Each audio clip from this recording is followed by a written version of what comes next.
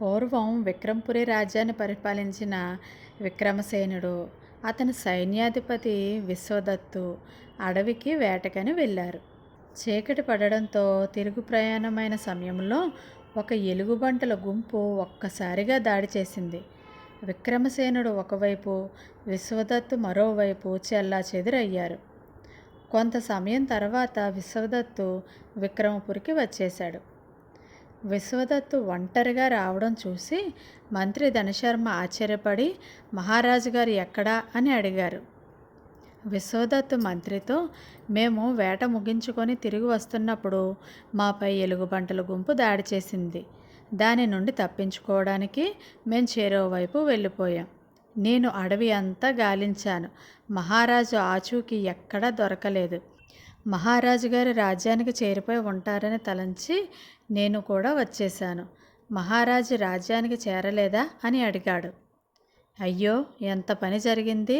మహారాజు రాజ్యానికి రాలేదు అని మంత్రి చెప్పడంతో విశ్వదత్తు వెంటనే కొంతమంది భటులను వెంటబెట్టుకొని కాగడాలు సిద్ధం చేసి అడవికి బయలుదేరాడు. అడవి అంతా జల్లెడ పట్టినా రాజు ఆచూకీ మాత్రం దొరకలేదు. నిరాశతో విశ్వదత్తు రాజ్యానికి చేరాడు. రాజు అడవిలో ఎలుగుబంటుల దాడిలో గురయ్యాడనే వార్త రాజ్యం అంతటా విస్తరించింది. విశ్వదత్తు వచ్చేటప్పటికి రాజమాత వైష్ణవీదేవి, మంత్రి ధనశర్మ, ఇంకా కొంతమంది రాజకుటుంబకులు ఎదురుచూస్తున్నారు. రాజుగారి ఆచూకీ దొరకలేదన్న సంగతి తెలిసి రాజ్యం అంతా దుఃఖసాగరంతో నిండిపోయింది. వారం రోజుల పాటు అడవిని, ఆ చుట్టుపక్కల ప్రాంతాలను రాజు ఆచూకీ కోసం గాలించారు. కానీ ప్రయోజనం లేదు. మంత్రి ధనశర్మ రాజుతో పాటు వేటకు వెళ్ళిన విశ్వదత్తుపై అనుమానం వెళ్ళబుచ్చాడు. రాజమాత మంత్రితో, ఈ విషయం బయటికి చెప్పకండి, అంతరంగికుల ద్వారా విచారిద్దాం. మన సైనికులను ఒకసారి నన్ను రహస్యంగా కలవమనండి అని ఆదేశించారు. సైన్యాధిపతి విశ్వదత్తు చీకటి పడిన తర్వాత ఆ ఆగంతుకుడిని వెంటబెట్టుకొని రాజమాత వైష్ణవీదేవి దగ్గరకు వచ్చాడు. రాజమాత వారు చాలాసేపు మాట్లాడారు. మరునాడు రాజమాత సభను సమావేశపరిచారు. ఇంతలో మంత్రి ధనశర్మ హడావిడిగా ఆయాసపడుతూ వచ్చి రాజమాతతో, అడవిని మరోసారి గాలిచ్చాం. అక్కడ ఒక మృతదేహం పట్టడానికి వీలు లేకుండా ఉంది. దాని పక్కన మన మహారాజు ధరించిన ఆభరణాలు ఉన్నాయి అని చెప్పాడు. ఒక్కసారిగా సభలో ఉన్న వారంతా విచారంలో మునిగిపోయారు.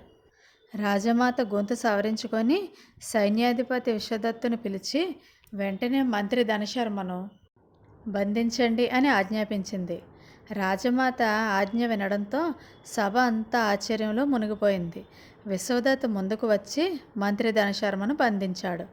రాజమాత విశ్వదత్తుతో, నిన్న రాత్రి నా దగ్గరికి తెచ్చిన ఆగంతుకుడిని సభలో ప్రవేశపెట్టండి అని ఆజ్ఞాపించింది.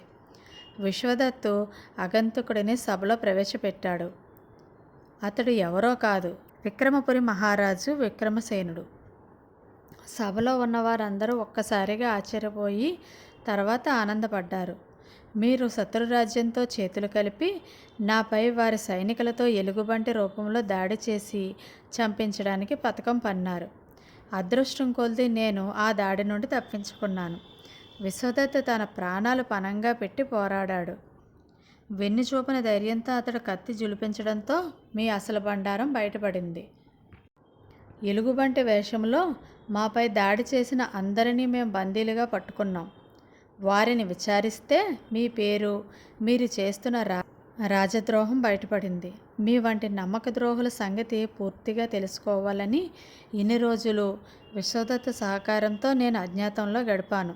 మీరు చేసిన తప్పులను గుర్తు చేసుకొని బాధపడుతూ చెరసాలలో గడపండి అని విక్రమసేనుడు బందీగా ఉన్న మంత్రితో అన్నాడు. మంత్రి ధనశర్మ సిగ్గుతో తలదించుకున్నాడు. రాజు మంత్రిని చెరసాలలో వేయించాడు. విశ్వదత్తుకు మహారాజు విక్రమసేనుడు కానుకలిచ్చి సత్కరించాడు.